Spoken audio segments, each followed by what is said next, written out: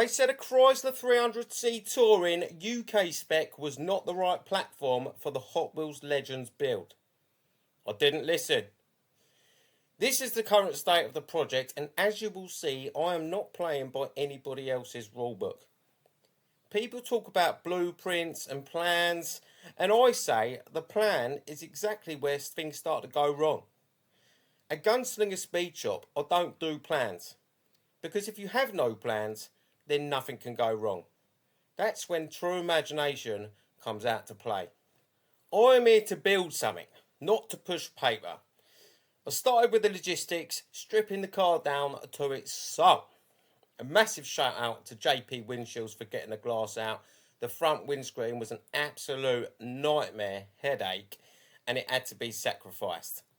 After hours of fighting, it had to be hammered out, you know. And it's a perfect example of how I operate. Adapt on the fly, don't overthink, and just get it done. If you've got to put hammer through it, put a fucking hammer through it. Then came the base body kit. The fitment was absolutely catastrophic. It was dreadful. It was never going to fit on the 300C, but that's the beauty of it. People see an off-the-shelf kit and they see a final product. I see a block of stone waiting to be sculpted. I didn't just bolt this stuff on. I treated it like raw, malleable clay.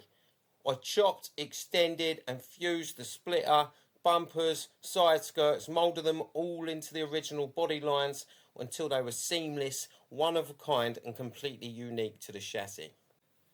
I wanted that predatory F-15 fighter jet stance, so I carved out a massive grille opening to force air like an intake duct and carried the aggressive geometry straight through to the rear bumper's cutouts. And I didn't stop there. I needed the back end to scream supersonic. So I hand fabricated out of fiberglass a custom ducktail wing. It's not just for looks, it's an absolute aero tribute, complete with twin fin stabilisers modelled after the F-15's vertical tails. Most builders would have measured twice and cut once. I didn't measure at all. I worked by eye, by feel, and by sheer grit of forcing the metal and fiberglass to obey my vision. If the lines didn't look aggressive enough, I cut them again. If the stance didn't look like it could slice through the air at Mach 2, I added more material. This is why Gunslinger Speed Shop exists. To take the parts that were never meant to be together and make them look like they were born in the same hangar. It's not about following a crowd. It's not about following instructions. It's about creating a machine that looks like it's ready for takeoff, even when it's sitting dead still. Once the shape was locked, it was time to seal it. I hit the entire shell with an epoxy primer from Spectral, epoxy filler so that I could sand it and block it flat, creating a foundation that was bulletproof. Now, after block sanding the life out of it, I then used Spectral's high build primer. I didn't just spray it, I blocked it until it was razor straight. You can't hide imperfections when you're dealing with the finish that I've got in mind. Then the madness begins. I laid down the flake. I wanted that deep metallic jet fuel shimmer, so I buried that flake in 4 layers of CX2 lacquer combined with a HS25 hardener. HS25 is a slow hardener, which is what we need when we're dealing with flake. Massive flash off times, 4 heavy layers, getting that built right up so that we can block it flat later on. Now this is where the discipline really kicks in, or the lack thereof, depending on how you look at it. I'm talking endless cycles of sanding, resanding, the meticulous prep work. Most people would have called it a day when the surface felt smooth, and I kept going until it felt like glass. Now, after prepping this in 500 grit and doing all the edges and the corners with a scuff pad, it's on to the Candora debut. Being the first in the UK to lay this style of candy down wasn't just a privilege, it was a massive responsibility. There were no stencils, no pre-planned line work, and absolutely no margin for error. I was airbrushing and lining purely by intuition, following the body lines as they appeared to me in a moment. Because as I will always say, having plans means plans can go wrong. If you don't have plans, nothing can go wrong. There are no rules and regulations when it comes to custom paint. Only an artist, his head, his imagination, and his line work. Of course, the Chaos Gods did show up. In an emergency, I had to swap out the vinyl template, the Oracle 813, because I could not get it for a vinyl, which proved to be a disaster. Which, when you'll see later on when I pulled it, it ripped the vinyl straight. It ripped the flake straight off, and I was having a meltdown, a complete meltdown, staring at the damage, knowing I was on the edge of ruining the entire project. But that is the Gunslinger way. You don't walk away. You look at the destruction, you find the pivot point, and you turn the accident into a feature. I repaired the damage.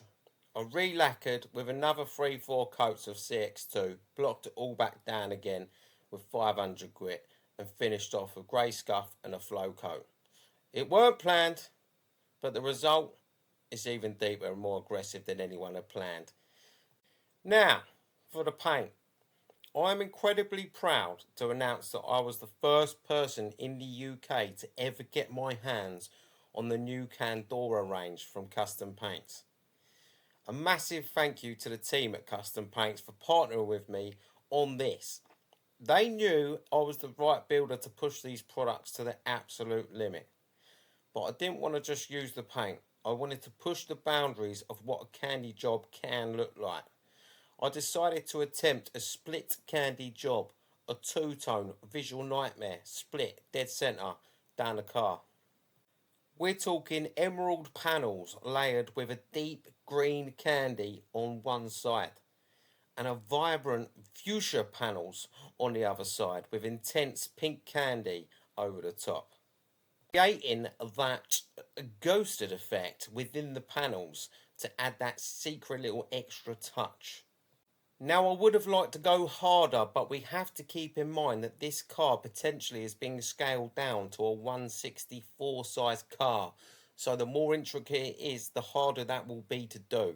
So we've got to be a little bit sensible here and use a bit of brain power and not go too overboard. Doing this on a standard car is hard enough.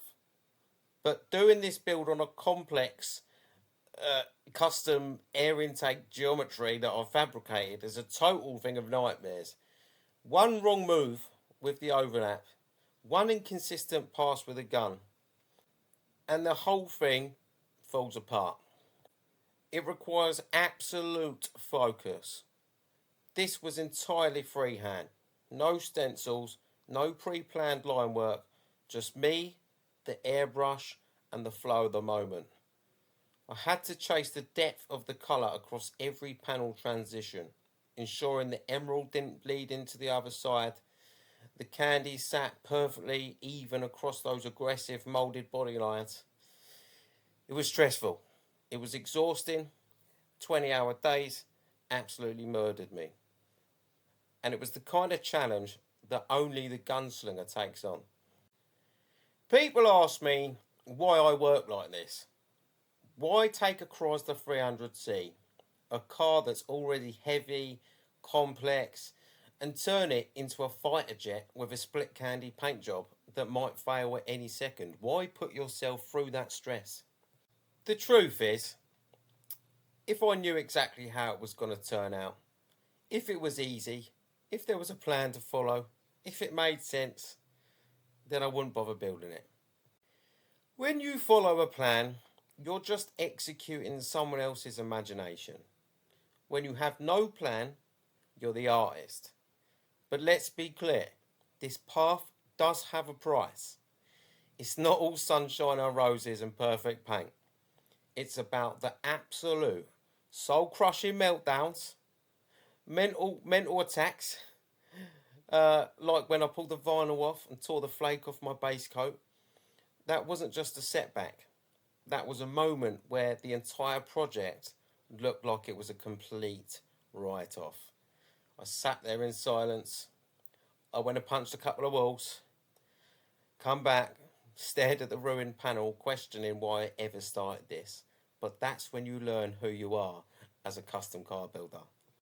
Do you pack it in or do you fix it? Gunslinger Speed Shop isn't about perfection, it's about persistence. It's about the no plan motto. If you have no plans, you can't fail because every deviation is just a new direction. The meltdown isn't the end of the build, it's a turning point where you stop thinking like a mechanic and start thinking like a creator. It's the raw, unscripted grit that I want to see on the legend stage.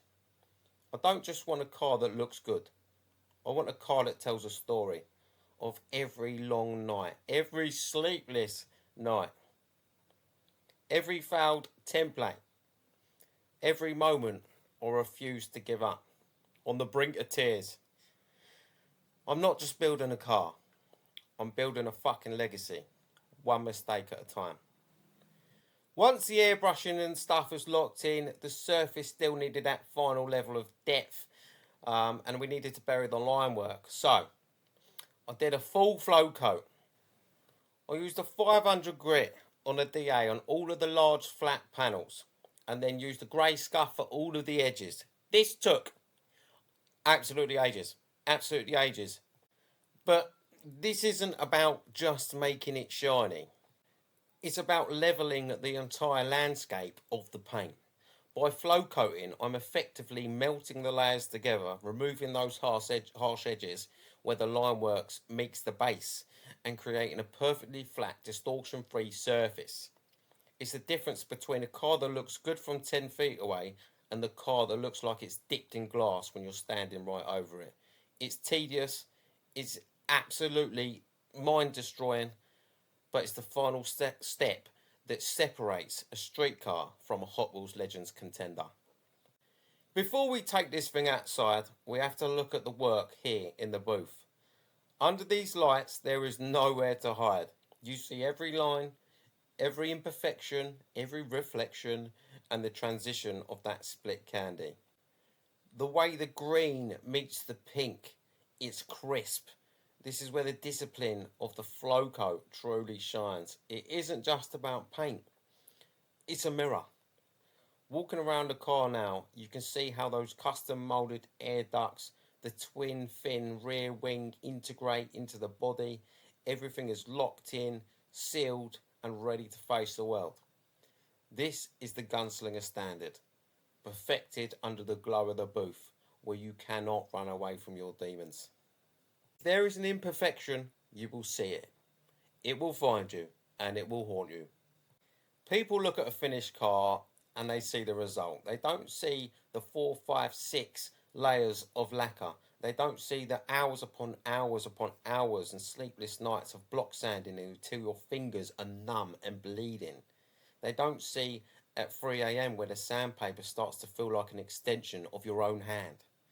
This isn't a build that came out of a computer model or a team of engineers. This came out of a little hot rod shop, a few cans of paint, a lot of caffeine, and a refusal to let the chaos win. I hold myself to a standard that borders on unhealthy. Why? Because you're building for the Hot Wheels Legends top. Good enough is just a polite way of saying that I've already lost. Now this is the first time this absolute weapon is hitting the natural light. The sun doesn't just hit the paint, it ignites it. The emerald, the green, the fuchsia, the pink, the way the light catches the metallic flake buried in those deep layers of CX2. It's like the car is breathing. This is why I don't make plans. You can't model this kind of impact on a screen. You have to build it, break it, get it wrong, have the guts to finish it when everyone else would have walked away. We've come from a standard average 300C to a Predator sitting on the tarmac. This is the Gunslinger standard. But look, I know what you're thinking. Is that finished? It's far from it. We've got a war room interior to build, air suspension to install and dial in, tactical running gear overhaul that's going to make this thing absolutely untouchable on the drag strip. The 2027 Hot Wheels Legends Tour is the mission. I'm not here to show up, I'm here to take the trophy home to the UK and, put the 300C UK edition wagon on the map and on the Hot Wheels lineup. And I want you to be there when I do. If you think this paint job is loud, wait until you see what I've got planned for the interior and the engine bay. I'm going to be showing everything, the trial, the error, the moments where I think I've finally lost my mind. So do me a favour, smash that like button, and if you want to see this beast on the Legends stage, hit subscribe so you don't miss the next chapter. I am the Gunslinger, this is Gunslinger's Speed Shop, and we're just getting started. See you in the next one.